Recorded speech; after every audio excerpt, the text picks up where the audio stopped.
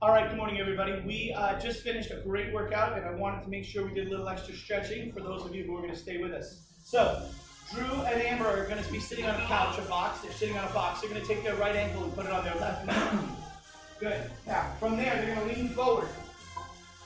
As they do, I'm going to have Amber turn and face Drew. And as she does, she's going to work hard on keeping her back really flat. I chose Amber because she does it very, very well. Okay?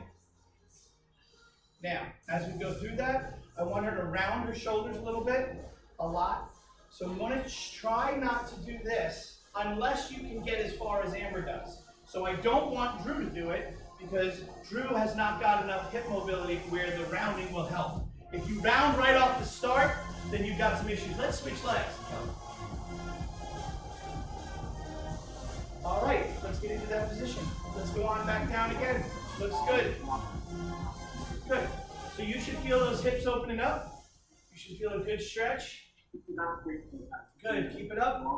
I'm going to keep you through this. Not too low.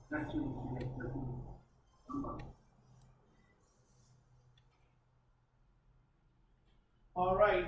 I'm going to have Drew and Amber stand up. They're going to face each other. I'm going to borrow Amber's box. She's going to go to the other side. And we're all going to go up. And we're going to do a standing hamstring stretch. I'm facing you. Good. Most of you should have something close by, especially if you're doing this at home. You should have something that, is a couch or a dining room chair. Something that's solid, that when you lean on it, it's not going to slide away from you or move away. Okay? Doing a great job. Hang in there. All right, I want to switch sides. Good.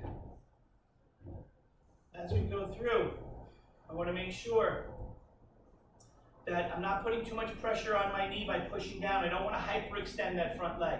My back toe, the one on the ground, is pointing at the top toe. The top toe is curled up and pointing at the sky. So it's not pointing forward. You want to point it towards your face or your sky. You're going to feel a very different stretch when you do it that way. We're also being very diligent about keeping our chest up and our shoulder blades back. I like that a lot. Now I'm going to ask Drew to share a bar with me and move his box out of the way. So we're going to do a standing calf stretch.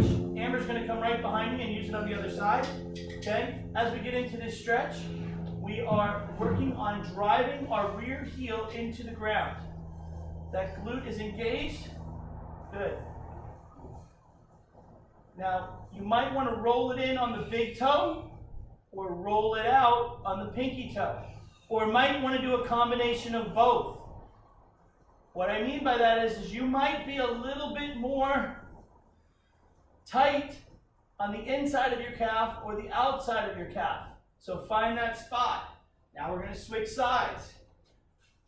The more you can get your heel down to the ground, the better off you will be. Again, you might roll out to the pinky side and find that that is where you have a lot going on.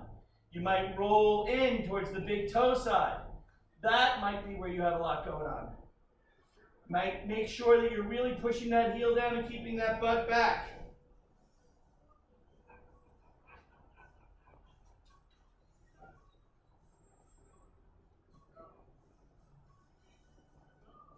All right, we're all going to come back to center. If you need to hold on to something, by all means do. But we're going to do a quad stretch. We're going to work on finding out whether our balance is a problem because of our ankles, because of the bottom of our feet, because of our knees, because of our hips, because of our core. Because if you can't do this without holding on to something, something is causing you to get out of whack. The thing that's working the hardest right now is probably the thing that's the least stable. Good. All right, we're going to switch sides. I'm really glad that we have social distancing here in Arizona and we got Harley Davidsons going like crazy down the road. Good.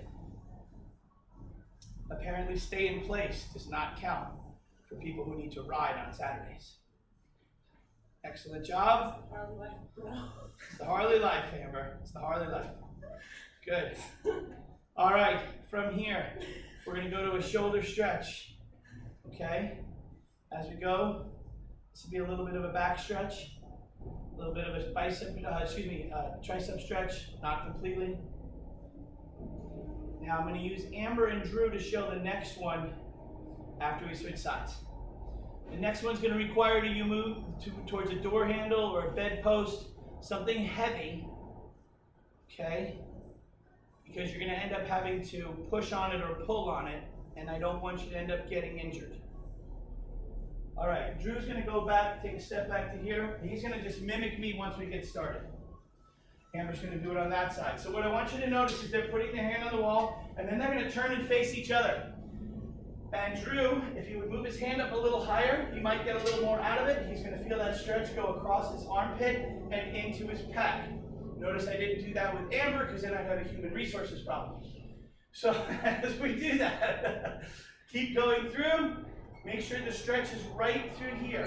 Now, all you have to do is just switch sides, turn around, whatever works for you. So they might turn their back to you. They're going to try and keep stretching towards each other, but we're going to switch arms. This should be a great stretch for your bicep and your chest. If you don't have anything, then just take a look at me and I will show you this is how we can kind of get a bicep stretch out of it. And then the other way we can get a chest stretch is by taking our towel and going straight up overhead.